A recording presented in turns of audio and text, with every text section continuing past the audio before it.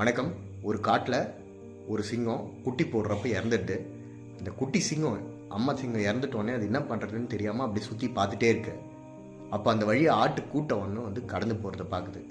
அந்த கூட்டத்தோட இதுவும் கலந்துட்டு அப்படியே அது கூடவே ட்ராவல் பண்ணுது.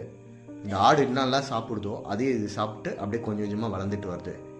ஒரு 3 வருஷம் இது மாதிரி போகிறப்போ திடீர்னு ஒரு சிங்கம் வந்து அந்த கூட்டத்தை கிராஸ் பண்ணுறது பார்க்குது. அப்போ அந்த சிங்கம் வந்து இந்த கூட்டத்தில் ஆட்டு கூட்டத்தில் இருக்கிறத பார்க்குது. அந்த சிங்கம் அந்த ஆட்டை மந்தியெல்லாம் ஓட்டி தனியாக துரத்திட்டு இந்த சிங்கத்தை மட்டும் தனியாக கூப்பிட்டு வருது. ஒரு ஓடிட்டுருக்கிற ஆறு, அந்த ஆற்றுல வந்து அந்த சிங்கத்தை வந்து அங்கே பாரு, அது வளைஞ்சி பாரு அப்படின்னு.